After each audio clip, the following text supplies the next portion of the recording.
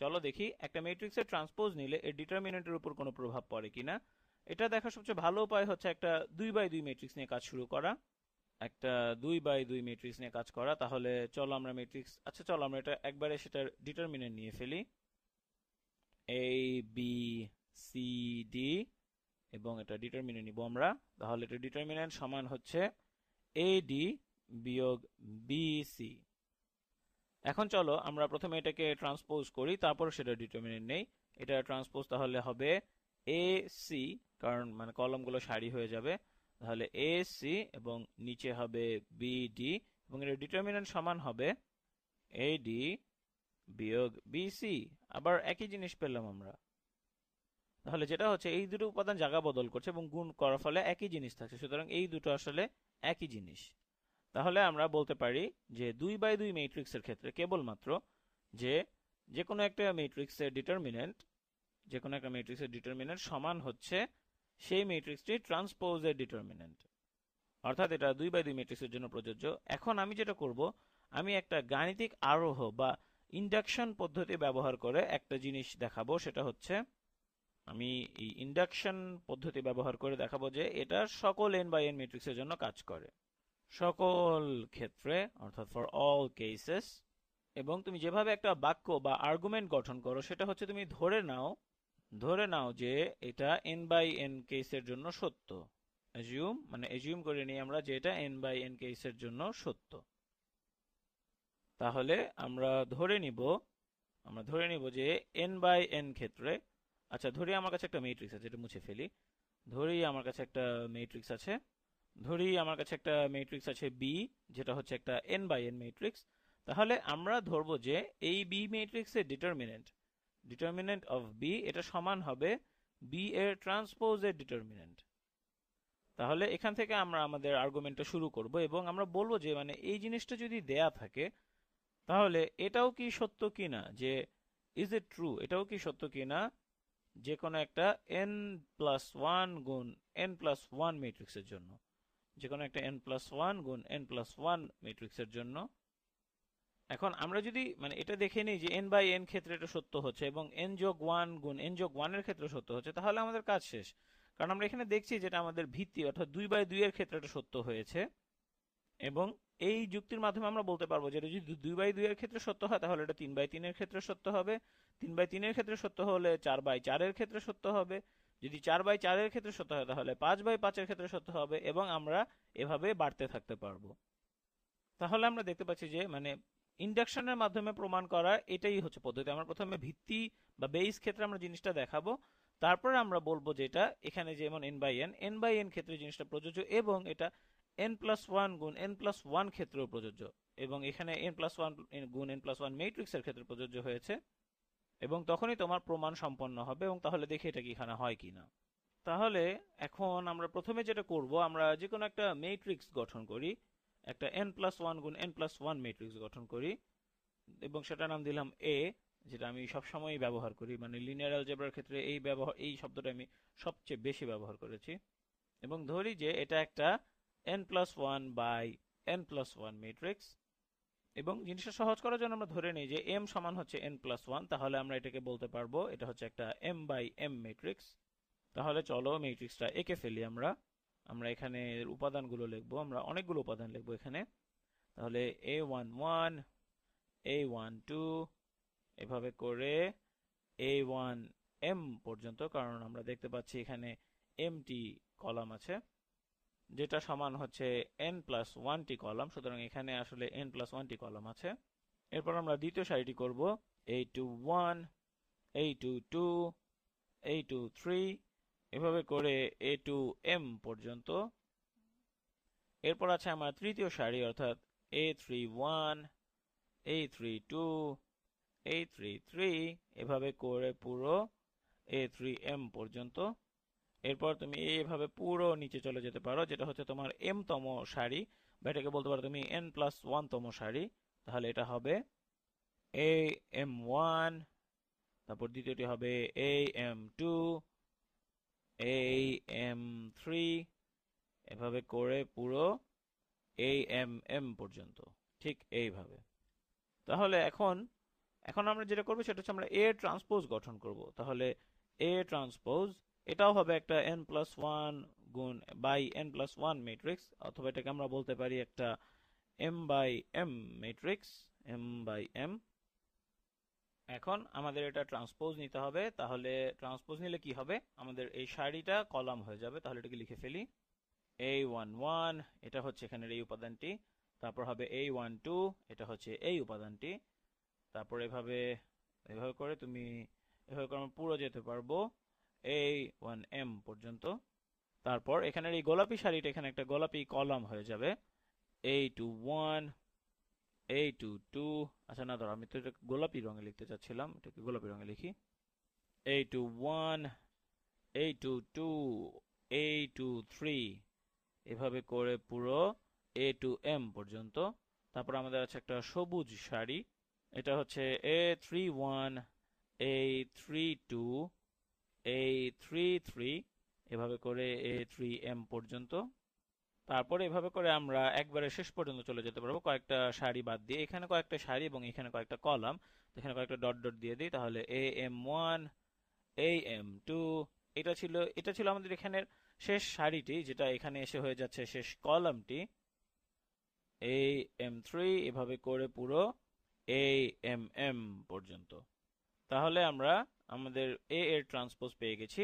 এখন তাহলে চলো a এর ডিটারমিনেন্ট নিয়ে ফেলি। এটাকে তাহলে এখানে নিচে করি, এটাকে বেগুনি রং দিয়ে করব আমি। তাহলে আমাদের ম্যাট্রিক্স a এর ডিটারমিনেন্ট সমান হচ্ছে, আমরা তাহলে এই প্রথম সারি বরাবর কাজ করতে পারি। তাহলে এটা হবে, প্রথমটা হবে a11 গুণ ডিটারমিনেন্ট এর সাব ম্যাট্রিক্সটি ডিটারমিনেন্ট অর্থাৎ, এবং এটা হচ্ছে এখানের এই অংশটা আমি চিহ্নিত করে দিচ্ছি, এটা হচ্ছে a11 এর সাব ম্যাট্রিক্স, এবং এটাকে আমরা নাম দিতে পারি বড় হাতের a11। এই নোটেশনটা আমরা আগেও দেখেছি। তাহলে এটা গুণ হবে ডিটারমিনেন্ট a sub 11 বিয়োগ a12, এটার সাথে গুণ করব ডিটারমিনেন্ট এর সাব ম্যাট্রিক্সটি, এই সারি এবং কলাম বাদ দিয়ে, যেটা হবে a sub 12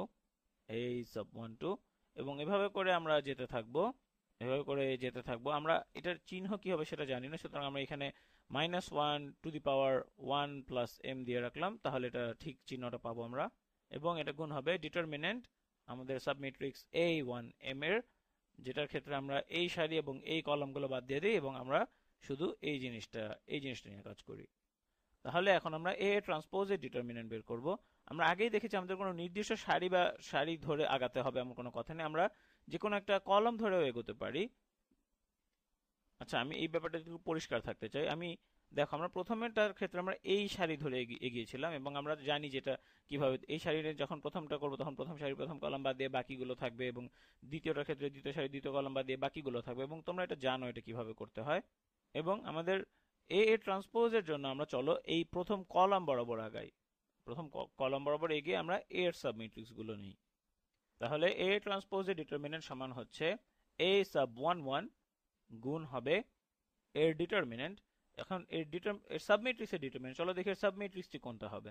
তাহলে আমরা যদি এই সারি এবং এই কলাম বাদ দিয়ে দিই তাহলে আমাদের কি হবে, আমরা এই জিনিসটা আমাদের বাকি থাকে, এই অংশটা আমাদের বাকি থাকে, এবং এটাই হচ্ছে তাহলে আমাদের সাবমেট্রিক্স। এখন একটা মজার প্রশ্ন হচ্ছে এখানের এই জিনিসটার সাবমেট্রিক্স এখানের এটার সাবমেট্রিক্সের কিভাবে সমান হয়।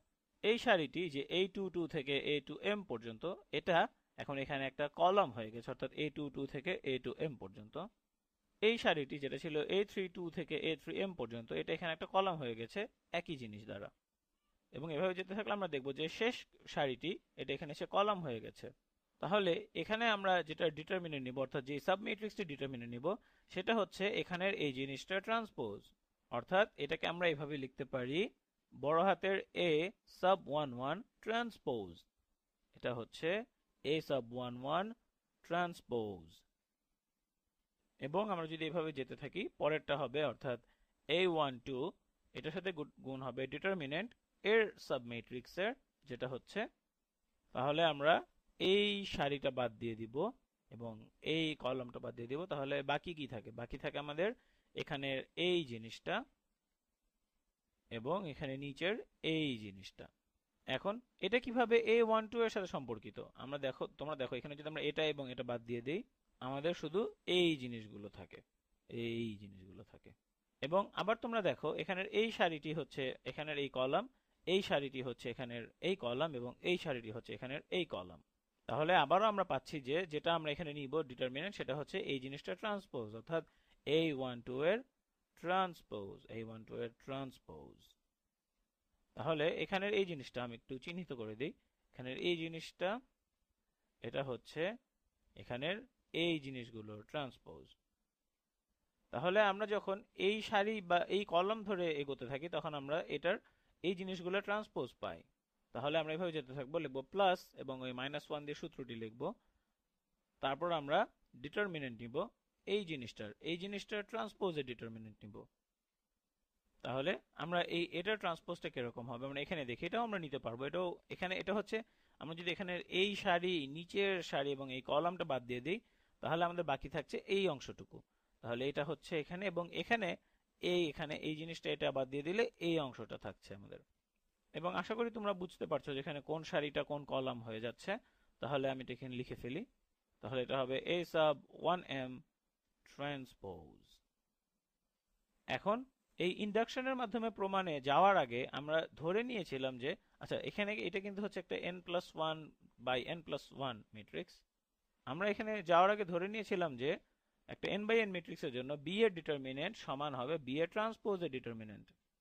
তাহলে আমরা একটু লক্ষ্য করি এখানে যে আমাদের সাবম্যাট্রিক্স গুলো আছে এগুলো কিন্তু সব n বাই n ম্যাট্রিক্স, তাই না?